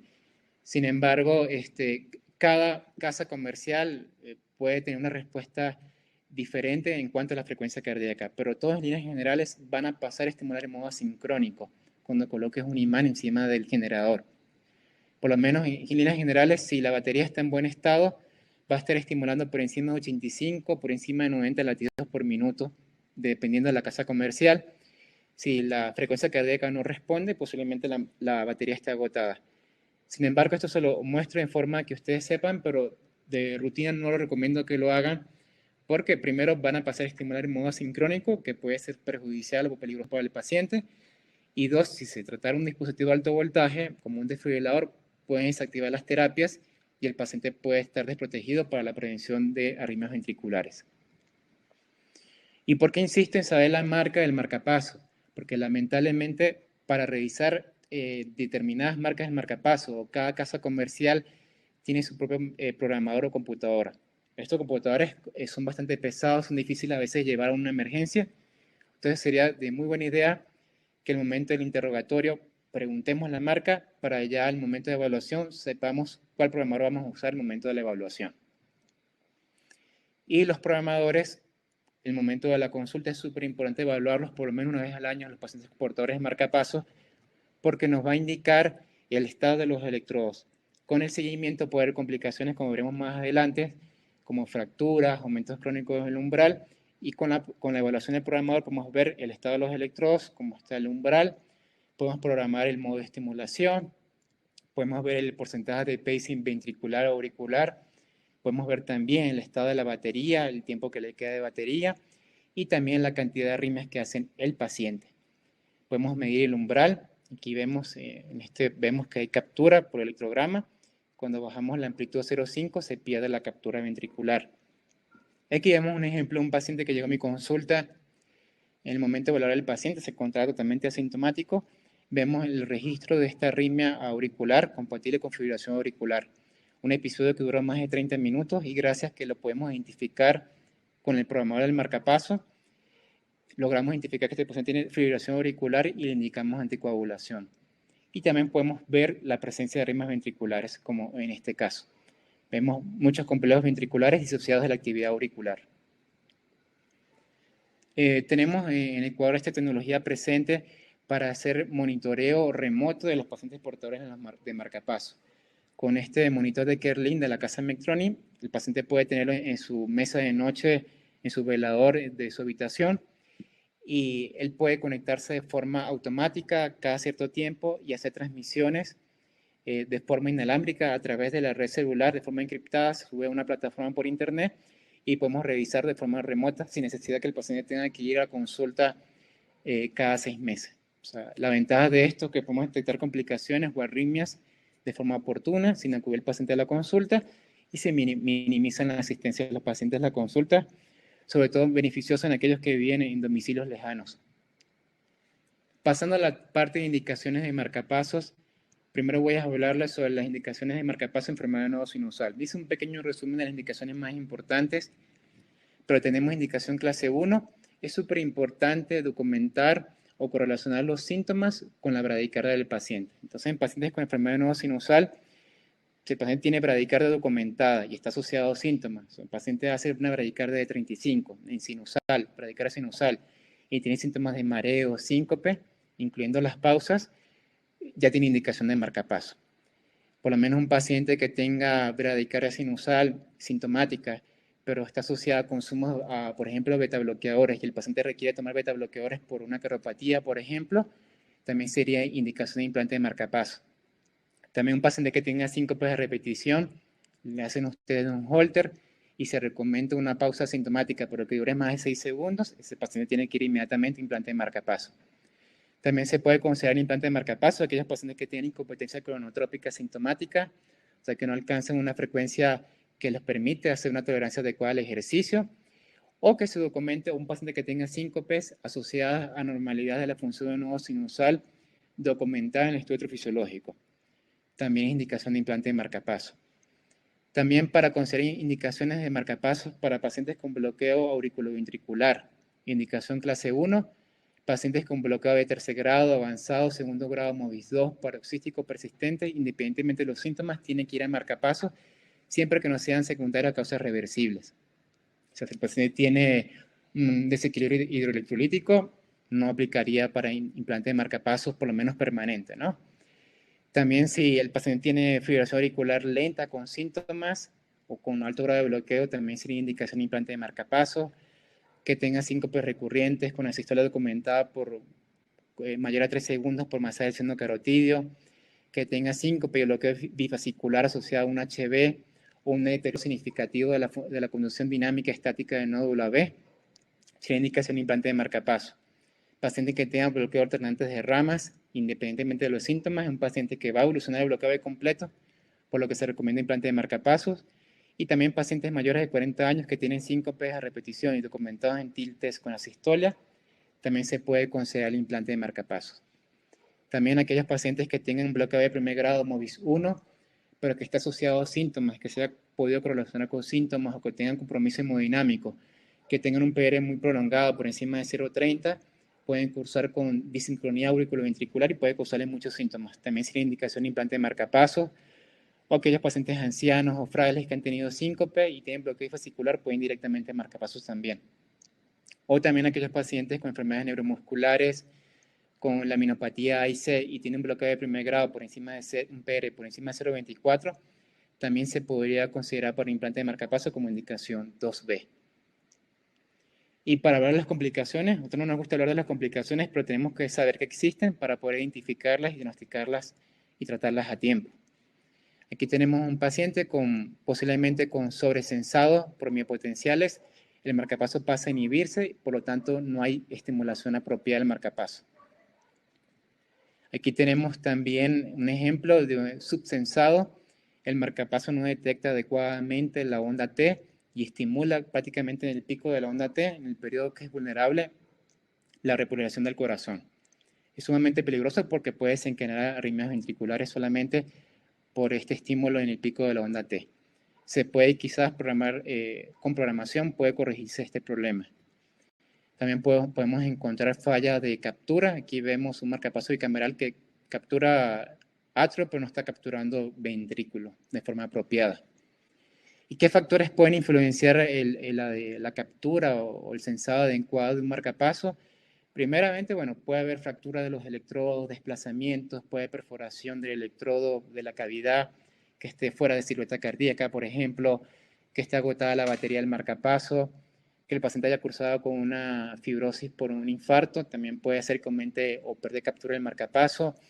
Medicaciones como los antiarrítmicos, como la propafenona, la amiodarona puede incrementar el umbral del marcapaso y hacer que pierda captura. Y también las alteraciones hidroelectrolíticas, como alteraciones del medio interno y también alteraciones de la hemodinámica del paciente, por lo menos por hipovolemia, puede alterarse la captura del sensado del marcapaso adecuada. Otra complicación de los marcapasos es el síndrome de marcapaso, y solamente se presenta en los pacientes que tienen marcapasos unicamerales en modo BDI. A solamente estimular ventrículo y no detectar actividad auricular, se pierde la sincronía auriculoventricular. Esto va a hacer que disminuya el gasto cardíaco, haya un aumento o se produzca congestión pulmonar y sistémica, haya hipoperfusión, y puede producir muchas manifestaciones neurológicas en el paciente, como desorientación, sensación de debilidad, pesadez, palpitaciones pueden sentir el paciente, disnea, hipotensión, y pueden sentir también pulsaciones en el cuello y en el abdomen. Esto se debe por contracción de las aurículas en el momento que se encuentra cerradas las válvulas auriculoventriculares. Entonces, es característico de estos pacientes la onda A cañón, que puede ser sintomática para estos tipos de pacientes. Esto puede desencadenar insuficiencia cardíaca, así como también mayor incidencia de fibrilación auricular. Y la única forma de corregir este síndrome de marcapasos es haciendo o pasando un modo de estimulación sincrónico en modo BDD o modo DDD. Otra complicación del marcapasos es la taquicardia mediada por marcapasos. Esto se debe, solamente se puede presentar en pacientes que tienen marcapasos bicamerales en modo DDD o BDD. Usualmente la frecuencia de presentación de la taquicardia, el intervalo de ciclo, no es tan rápida. Puede oscilar entre 130 y 150 latidos por minuto. Y esto puede ser por varias razones. Primero, que hay una taquicardia atrial. Por ejemplo, un paciente con marcapaso bicameral con un flutter puede conducir a 150 latidos por minuto y puede causar síntomas o taquicardia mediada por marcapasos.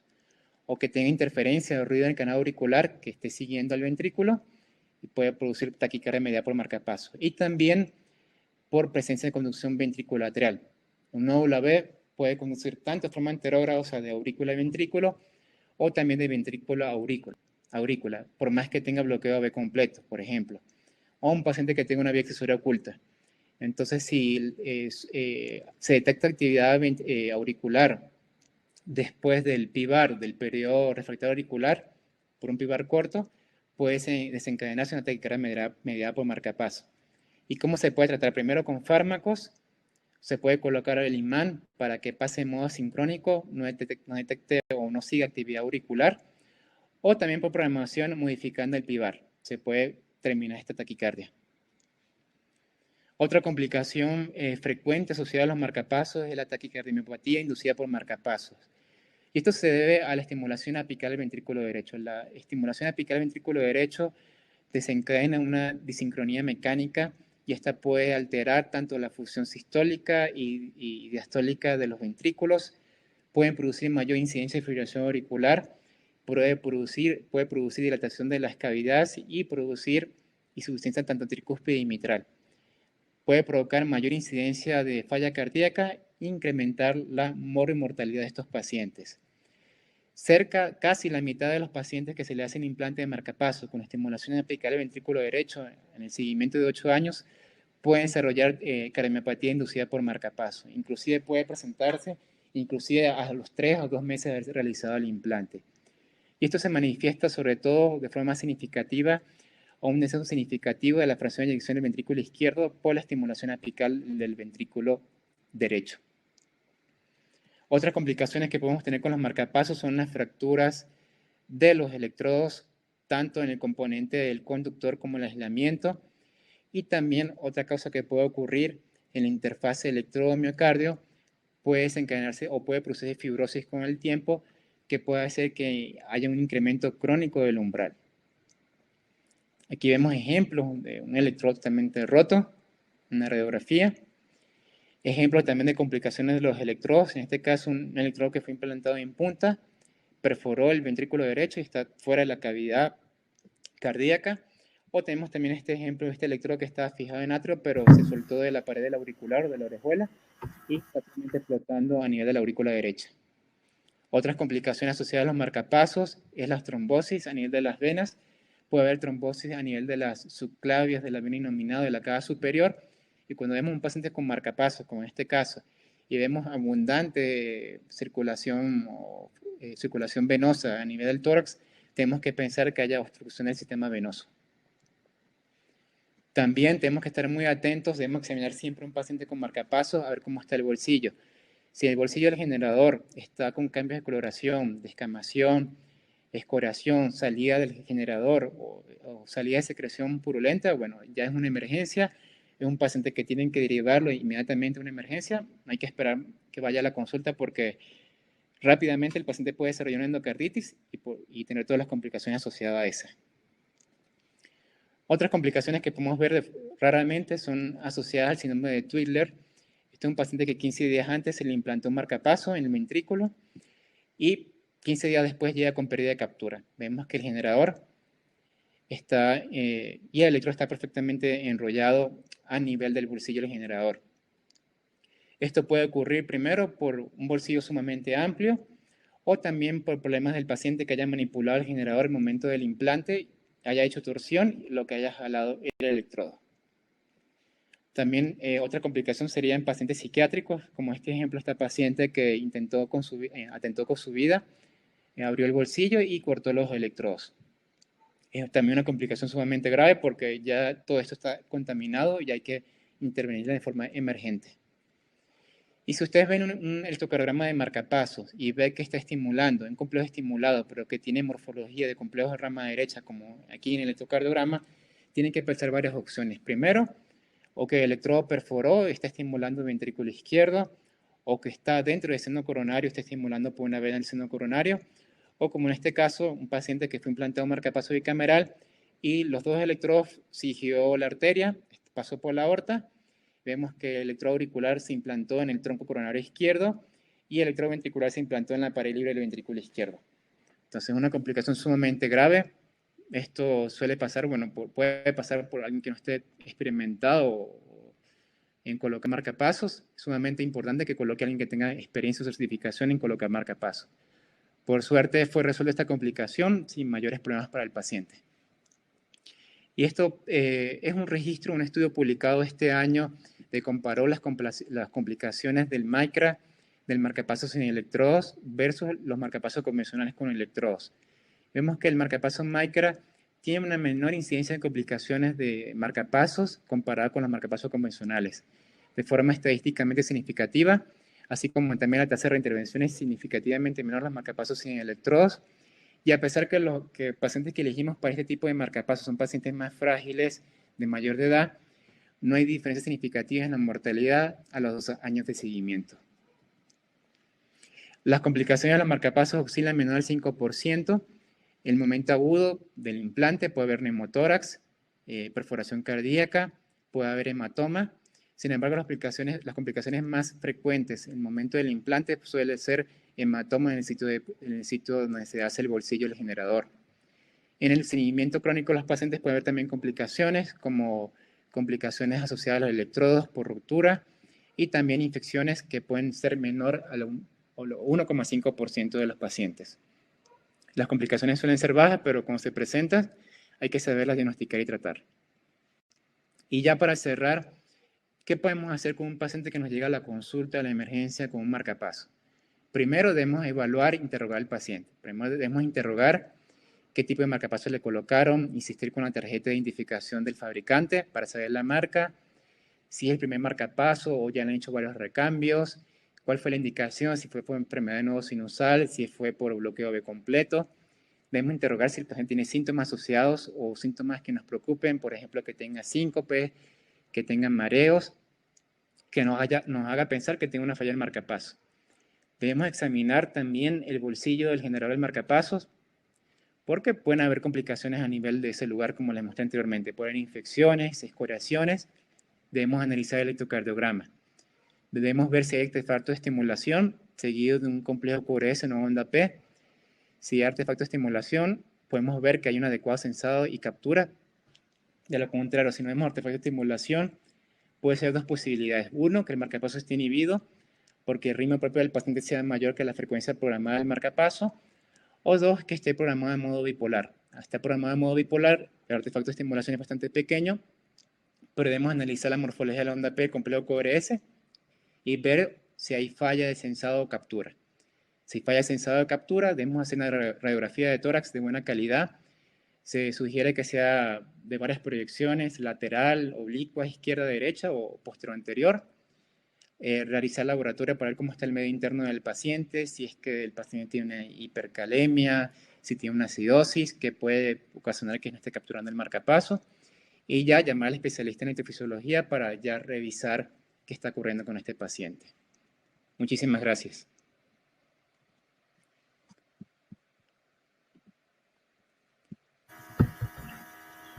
Muchas gracias también, Francisco. Excelente presentación. La verdad es que, continuando con las charlas, bueno, hay una pregunta que nos hace Peter Pantoja Santiago y va directamente relacionado sobre qué consejos sobre cuidados generales para pacientes de marcapasos y que también son pacientes activos de quimioterapia y de radioterapia deberían tomarse en cuenta. Sí, a los pacientes con marcapasos deben hacerle seguimiento por lo menos cada 6 meses, una vez al año por lo menos, para ver si no hay ningún tipo de complicación. Y también recordar que son pacientes que pueden estar inmunodeprimidos, tienen mayor riesgo de infecciones, y también con la radioterapia, evitar que la radioterapia sea cerca del generador. En caso que eso amerite, posiblemente hay que hacer un reposicionamiento del generador para evitar que se vaya a lesionar con la terapia de radioterapia. Listo, muchas gracias. Pienso que está muy claro, pues la exposición fue muy detallada, sobre todo de las partes principales que implican el componente del funcionamiento de un dispositivo de esta categoría, ¿no? Obviamente también se tomó en cuenta todas las múltiples opciones terapéuticas que disponemos en la actualidad y las distintas indicaciones para la misma, tanto para los dispositivos endovasculares como para los que van dependientes de cables, como para los dispositivos endovasculares que son sin cables.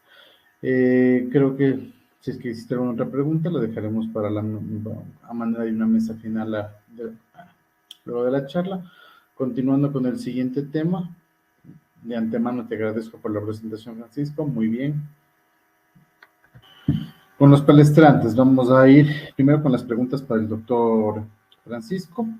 Concretamente, Álvaro Alfonso García Espinosa pregunta, ¿qué dispositivos electrónicos que tengan contacto con la piel puede alterar un marcapasos?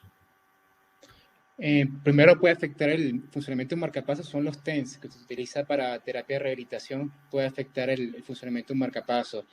Dispositivos que generen mucha vibración, por lo menos de un paciente que trabaje con cosas de construcción, puede desencadenar también que se active el sensor de frecuencia, ¿no? Y también el uso de redes con interferencia electromagnética puede afectar. El uso de imanes, por supuesto, puede también afectar, y también dicen que los celulares que tengan imanes como el iPhone, pues si se coloca cerca del generador, en el caso de un desfibrilador, puede desactivar las terapias. Ya. En el paciente metabólico con tendencia a desequilibrio hidroelectrolítico y arritmia, ¿es recomendable el marcapasos? O sea, siempre si se documenta que la bradicardia o el trastorno de conducción no sea por causas reversibles. Ahora, si es algo muy discreto, una hipocalemia leve, se puede corregir con, digamos, con algún tipo de fármaco, y siempre, bueno, tenemos que basarnos en las guías, ¿no? Y dependiendo de la arritmia, si es una fibrilación auricular lenta, sintomática, bueno, tiene indicación de marcapaso, ¿no? Pero no es que cualquier arritmia la vamos a tratar con marcapaso. Yo voy a concordar en eso para ver si es que tenemos un poquito más de mesa redonda que solo pregunta-respuesta. Yo voy a concordar con lo que acaba de decir Francisco, porque efectivamente un error muy común, sobre todo en la sala de emergencia, cuando nos llega el paciente todo descompensado hemodinámicamente, con un trazado, un bloqueo AB total, pero con un QRS ancho y tremendamente baja la frecuencia, es directamente, ya póngale marcapaso definitivo. Y a veces no nos ponemos a pensar el paciente puede estar siendo víctima de una hipercalemia severa, por ejemplo. Entonces, primerito ver el antecedente del paciente. ¿Será que es paciente dialítico? ¿Será que es paciente que tuvo 3 sesiones de diálisis que no se hizo? Entonces, en esos pacientes siempre se debe ver causa reversible. Estoy de acuerdo, estabiliza paciente, pero antes de ponerle el marcapaso definitivo, y les digo porque nos ha pasado, busca cómo están las causas reversibles. Isquemia, una, desequilibrio hidroelectrolítico, otra extremadamente frecuente. Y en esto, hipercalemia. Nos pasó que nosotros una vez íbamos a poner un marcapaso definitivo, hasta en el momento que nos salió un potasio de 9 y hasta ahí llegamos. Se corrigió el potasio, el paciente volvió a conducir 1 a 1 y con frecuencia normal. Nunca más necesitó marcapaso. Entonces, a manera de aprendizaje, pues no nos olvidemos de las causas reversibles. ¿Se recomienda la evaluación para colocación por marcapaso en paciente con historia de un primer síncope?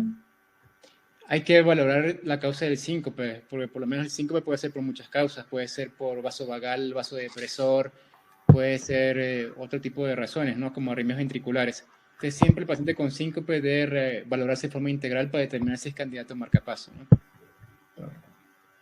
Síncope es una definición muy amplia. Síncope puede ser un anuncio de algo mortal, como puede ser algo muy leve como un síncope vasovagal. Entonces, un síncope vasovagal se dice que 8 de cada 10 personas a lo largo de su vida lo van a tener y no todos merecen marcapasos. De hecho, la tendencia actual es en este tipo de síncopes vasovagales abandonar siquiera el concepto de marcapasos. Son síncopes muy comunes en jóvenes y poner un marcapaso a un paciente tan joven le expone de por vida a tener las complicaciones que bien citaba Francisco. Entonces, si yo puedo evitar eso con nuevas metodologías, como por ejemplo la cardioneuroablación, pues eso es lo que se tiene que hacer. Caracterizar bien el síncope, porque así también puede ser un paciente joven que tiene una canalopatía, un paciente joven que tiene un QT largo congénito. Diferenciar bien el síncope, estratificar bien, porque hay algunos que sí merecen urgente marcapaso, urgente desfibrilador. Eso sería también mi consejo en atención primaria. Concretamente para la parte de fibrilación auricular, ¿qué porcentaje de riesgo o vida poseen las damas embarazadas con fibrilación auricular que deciden no interrumpir su embarazo? A ver, primero, definir bien que la presencia de fibrilación auricular no es una causa para interrupción de embarazo. Después, definir que la arritmia no es mortal per se. Cuando yo les hablaba de la mortalidad a largo plazo en el seguimiento, es generalmente porque el paciente con fibrilación auricular no viene aislado. No es que tiene fibrilación y más nada. Es paciente que tiene fibrilación y a la vez falla cardíaca o fibrilación y una disfunción diastólica por hipertensión de larga data. Ese tipo de pacientes. Entonces, no pensar que yo estoy en embarazo y de pronto tuve un FA y no, ya me voy a morir, entonces interrumpo el embarazo. Mato a alguien más, como es el concepto. No, no se trata de eso. Sacar un poquito esa idea, porque la fibrilación auricular no es mortal. Generalmente van a ser pacientes jóvenes, pacientes que no encajan en un score de CHADS de alto riesgo, por tanto no van a necesitar siquiera anticoagular durante el embarazo. Y lo que se hace es tratamiento en la medida de lo posible conservador con respecto a síntomas, con respecto a ritmo, conservador. Una vez que sale el bebé ya la historia cambia. Y ahí sí podría yo hacer uso de fármacos antiarrítmicos para control de frecuencia, control de ritmo, si el score HRA lo justifica. Pero durante el embarazo de ninguna forma, ni pensar en suspender de primera línea, ni tampoco pensar que le va a matar a la paciente. No sé si concuerdas en eso, Francisco. Sí, totalmente cierto. No hay razón para interrumpir el embarazo, ¿no? Sí, tal cual. En la ablación, ¿el ritmo cardíaco puede subir o bien cuál sería el máximo de frecuencia posterior a la ablación? Qué bueno que lo dicen. Hemos visto, y esto era un tema de discusión que llevamos a México hace un mes, que en la ablación de aislamiento de venas pulmonares, como les mostré, ahí cerca están los ganglios, sobre todo en el lado izquierdo está el ganglio 4, cercano al ligamento de Marshall, que cuando uno pasa cerca de la carina en el aislamiento punto a punto, ya ve un disparo de la frecuencia cardíaca. Por ahí en la vena pulmonar superior derecha, cerca de la pared anterior, se logra ver también que con la radiofrecuencia se logra el punto de llegada al punto descrito por los Pachón como punto P y se dispara la frecuencia. ¿Qué quiere decir?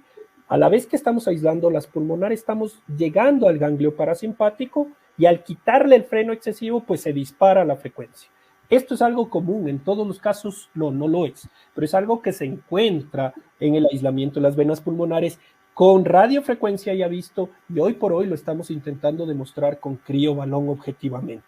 ¿Hasta cuánto llega? Lastimosamente, en la medicina no hay absolutos. Hay pacientes que responden poco, hay pacientes que responden mucho. En la experiencia de los casi 50 casos que hemos nosotros demostrado objetivamente, les puedo decir que cuando se aísla en la carina del lado izquierdo, ganglio 4 de los Pachón, ya hay una subida de la frecuencia cardíaca parcial. Pero cuando uno llega a la vena pulmonar superior derecha y aísla ya, luego de las izquierdas, sí se ve un disparo de la frecuencia cardíaca. Hemos pasado, en un paciente tuvimos frecuencia de 35 intubado, y cuando fuimos al abordaje completo de las venas pulmonares, el paciente llegó a 104 de frecuencia cardíaca. Literalmente es como hacerle un test de atropina al paciente con hipertonía vagal.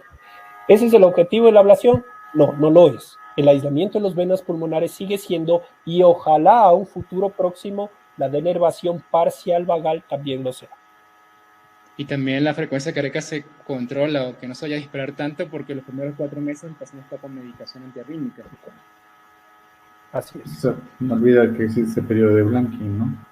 Bueno, Exactamente. Eso es súper importante lo que acabas de mencionar, porque, a ver, estamos acostumbrados en electrofisiología y los colegas que nos refieren los pacientes que una ablación de Wolf, perfecto, el paciente un día tiene la preexcitación y la enfermedad, va a la ablación y al día siguiente está retirado antiarrítmico, curado de la enfermedad y nunca más recidiva y nunca más palpitaciones. Esa es la idea que tenemos muchas veces de electrofisiología, algo curativo 100%. En la fibrilación auricular, si bien es cierto, las tasas de éxito de la ablación son súper altas, pero no es curativo, es de control. Quiere decir, si yo tuve una grande reducción de la carga de arritmia, es buenísimo, pero lo que acaba de mencionar, este periodo de ventana, es muy importante porque lo que hicimos en la ablación de radiofrecuencia, de crioablación, es solo poner los cimientos. La lesión se va a afianzar los 3 primeros meses. Por ende, los 3 primeros meses puede haber sintomatología o puede haber documentación de episodios de fibrilación auricular. Esto se llama periodo de blanqueamiento. Por eso es que la grande mayoría de los centros a nivel mundial, a pesar de hacer una ablación, el paciente sale con medicación. O se hace la ablación y se le impregna con amiadarona, por ejemplo, o con un antiarrítmico de control de ritmo. Entonces el paciente dice, ¿para qué me hice la ablación si salgo con antiarrítmico? Pero no es así. Salido el periodo de ventana, ahí se puede intentar, y en la gran mayoría de los pacientes se consigue, el destete de la medicación de control de ritmo. Bueno, y para concluir la ronda de preguntas, una pregunta bastante interesante que dice, ¿qué se debe controlar primero, el ritmo o la frecuencia? ¿Existe algún criterio? Francisco, ¿quieres dar algún criterio del caso? Yo pienso que yo diría tratar siempre de darle la oportunidad de hacer control de ritmo al paciente, porque ya sabemos que dejar al paciente con fibrilación auricular con puro control de frecuencia tiene efectos deleterios, pero también hay que ver el contexto. Si un paciente que nos llega a la consulta con un FA que se presentó hace una hora, podemos intentar hacer control de ritmo. Ahora, si el paciente tiene más de una semana o desconocemos el tiempo, ahí que tocaría hacer control de frecuencia, anticoagular al paciente por lo menos unas 3 semanas, recomendar hacer un transesofágico, luego hacer cardioversión farmacológica o cardioversión eléctrica. Entonces siempre va a depender del contexto, pero hablando de líneas generales, yo preferiría hacer control de ritmo, dependiendo del caso, por supuesto, en vista que va a tener menos problemas asociados con fibrilación auricular. Y hablemos control de ritmo, me iría como primera opción la ablación. Sí, a ver, con respecto a esto yo concuerdo totalmente, hay que individualizar el caso. Hay estudios comparando frecuencia versus ritmo en términos de evolución a mortalidad, a falla cardíaca, y ninguno está por encima del otro así cabeza a cabeza.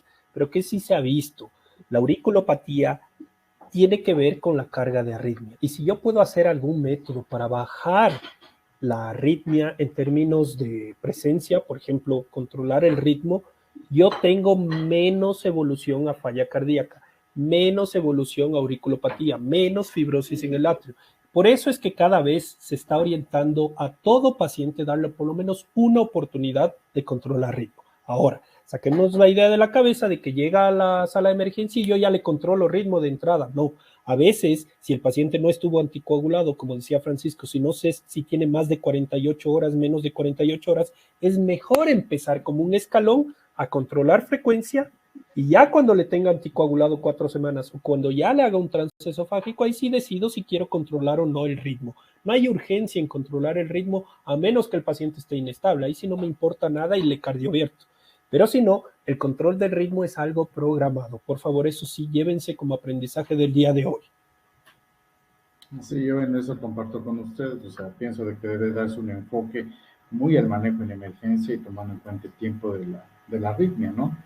Y tomando en cuenta los efectos deleterios que puede tener en hacer un control de ritmo no oportuno en condición de una FA que esté más de 48 horas, por el riesgo inherente de inmersión cerebrovascular o una trombosis.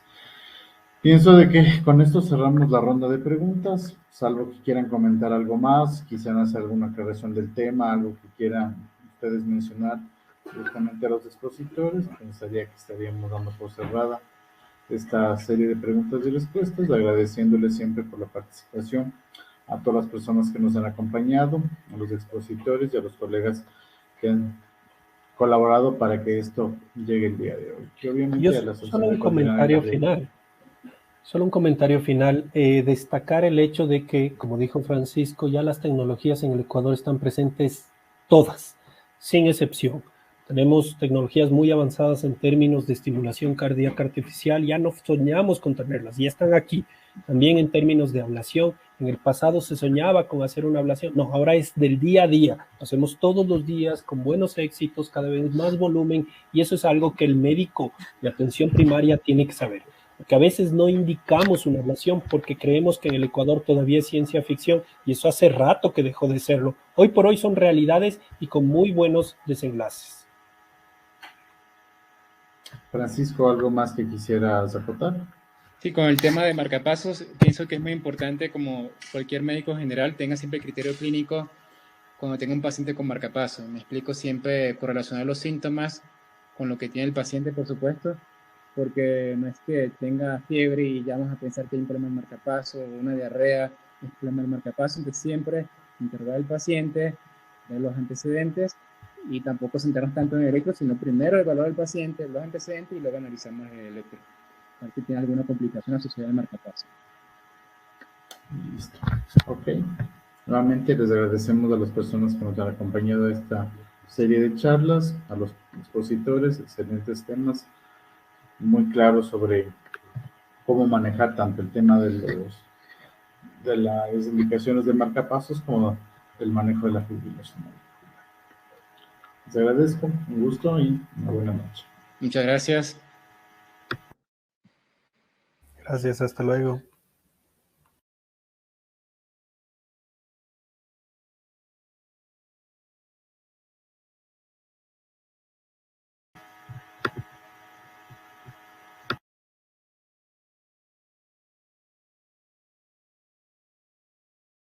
Mencionar que el día jueves vamos a hablar sobre taquicardias supraventriculares, se derivan todas a la ablación y como segundo tema, cómo prevenir muerte súbita en atención primaria.